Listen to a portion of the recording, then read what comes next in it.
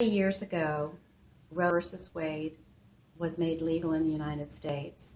January 22nd, 1973, I was a sophomore in college, and I had no idea how that would impact my life for the rest of my life. My boyfriend and I were celebrating his birthday that weekend. His birthday is January 20th. A month later, I discovered that I might be pregnant, and I went to the clinic next door to my dorm in my university, and the doctor said, "Yes, you are pregnant." And she said, "There's been a law passed in Washington, D.C., and abortion is legal."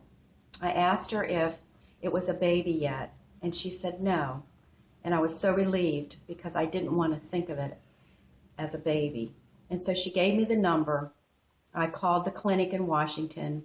We made the trip there, and it was a horrific experience. It was very painful physically, emotionally, psychologically, and spiritually to me. Afterwards, I regretted it immediately. There was no counseling for me there. There was no grief available for me to show to anyone around me. And so all I wanted to do was to die. So my abortion led me into behaviors that were self-destructive.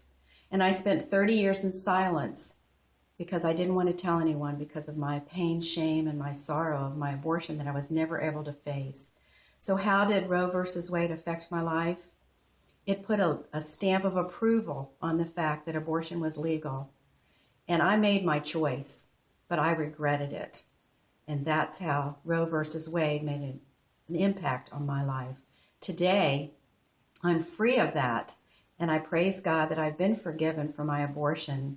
But I pray that others will not believe that because it is legal through the Supreme Court to have an abortion, that it is the right thing to do.